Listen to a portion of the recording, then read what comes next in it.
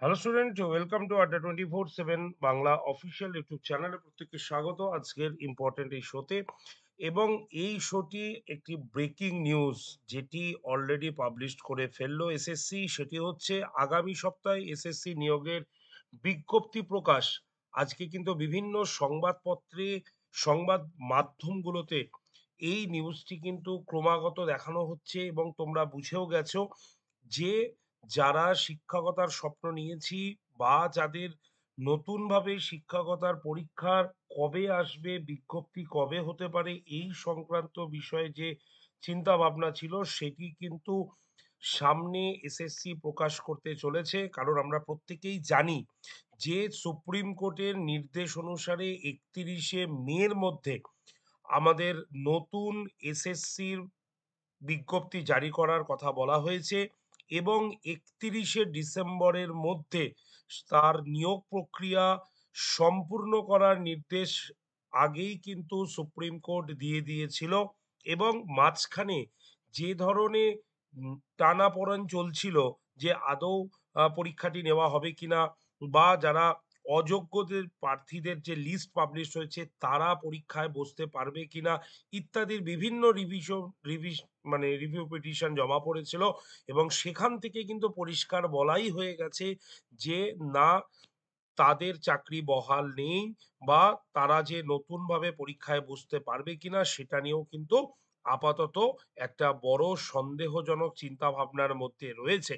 তাই যতক্ষণ না পর্যন্ত ফাইনাল লিস্ট বা ফাইনাল কোনো বিজ্ঞপ্তি জারি না হচ্ছে ততক্ষণ পর্যন্ত বলা খুবই দুরূহ যে এসএসসি কি করতে চলেছে। তবে এইটুক আশা রাখা যায় সকলের জন্য পরীক্ষা কিন্তু উন্মুক্ত রাখার কথাই কিন্তু সুপ্রিম কোর্টের নির্দেশ, যে নতুন করে নিয়োগ হবে, নতুন করে যাতে রিক্রুটমেন্ট হয় সেই বিষয় নিয়ে কিন্তু কথা বলা হয়েছে। আর কিছুদিন আগে, কিছুদিন মানে সপ্তাহখানেক আগেই আমি তোমাদের শো করেছিলাম যেখানে ৪০,০০০ ভ্যাকেন্সির কথা অ্যানাউন্সমেন্ট হয়েছিল এবং সেখানেও পরিষ্কারভাবে কিন্তু নতুন প্রার্থীদের পরীক্ষায় বসা নিয়েও কিন্তু কিছু কথা বলা হয়েছে।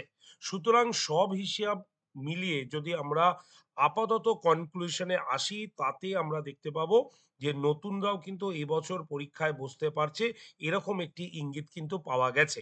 কিন্তু যদি এসএসসি অফিস থেকে নতুন কোনো সার্কুলার বা নোটিফিকেশন ফাইনালি আসেনি বলে বলা খুবই দুরূহ। তবে নতুনদের প্রথম থেকেই বলে যাচ্ছি যে একটু মন দিয়ে প্রস্তুতি শুরু করে দাও, কারণ তোমরা কিন্তু পরীক্ষায় বসার সুযোগ কিন্তু রয়েছে সেটা, এবং সেটি 99% কিন্তু সুযোগ কিন্তু রয়েছে।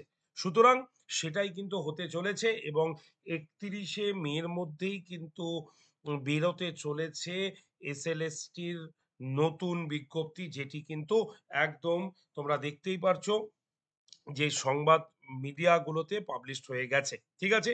আগামী সপ্তাহে এসএসসির নিয়োগের বিজ্ঞপ্তি প্রকাশ একদম ঘোষণা করা হয়েছে এবং তার সঙ্গে সঙ্গে বেশ কিছু নিয়মাবলীরও পরিবর্তন হতে পারে। এটা নিয়ে এখনো কিন্তু ডিসিশন নেওয়া হয়নি বা এখনো কিন্তু চলছে উচ্চ মহলের সঙ্গে বারবার বৈঠক। সেটিতে কি বলা হচ্ছে, হয়তো শিক্ষকতার অভিজ্ঞতার উপরে নম্বর রাখা যায় কিনা সেটা নিয়ে কিন্তু ভাবনা চিন্তা কমিশন করছে।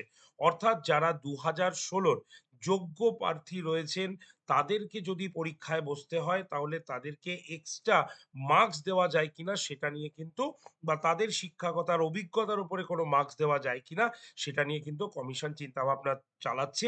তবে এখনো পর্যন্ত কোনো রকম কিন্তু নতুন একদম আহ, মানে নতুন চিন্তা ভাবনা যে চালাচ্ছে তার কিন্তু কোনো রকম ফাইনাল কনক্লুশন এসএসসি কিন্তু জানায়নি।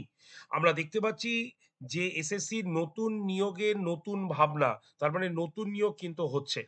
যদি আমরা কিছুদিন আগেই একদম এই নিয়োগ মানে এই পেপারটা দেখি, তোমাদের আমি বলেও ছিলাম, সেখানে পরিষ্কার বলা হয়েছে যে সুপ্রিম কোর্টের এক কলমের আঁচড়ে চাকরি হারিয়েছেন প্রায় ২৬,০০০ শিক্ষক অশিক্ষা কর্মী।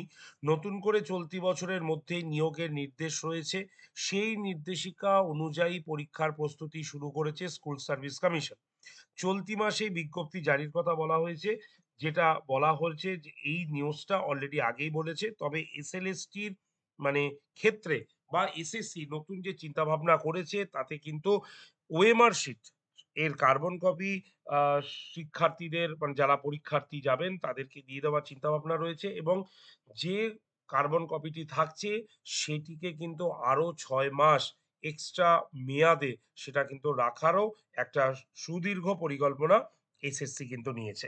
সুতরাং সব মিলিয়ে যদি আমরা দেখি তাহলে নতুনরা লেগে পড়ে যাও, কারণ 31শে মের মধ্যে যদি আমাদের নোটিফিকেশন চলে আসে তাহলে 31শে ডিসেম্বরের মধ্যে কিন্তু নিয়োগ প্রক্রিয়া শেষ করতে হবে। তার মানে হাতে কিন্তু আর বিশেষ সময় নেই।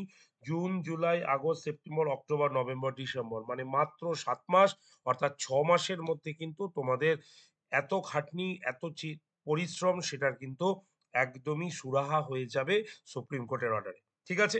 তো এবার নিয়মের ক্ষেত্রে আরো একটা আমি কথা বলে রাখি যে নতুন কিছু পিটির আসার সম্ভাবনা হয়তো থাকবে না, বা যদি থাকে সেটা পরে অবশ্যই জানিয়ে দেবো। তোমরা আপাতত সাবজেক্টের ওপরে নজর দাও।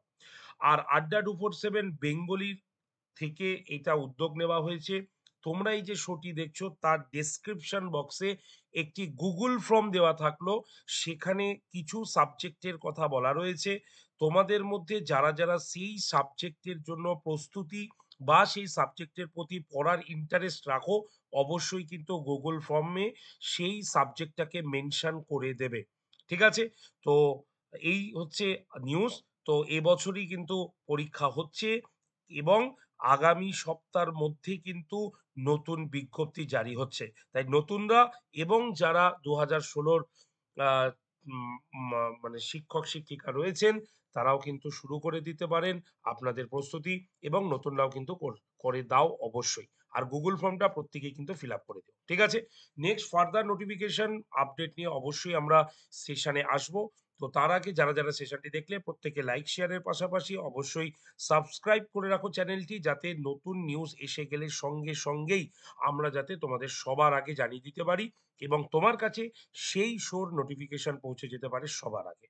তো অল দি ভেরি বেস্ট, সকলে ভালো থেকো। Thank you very much.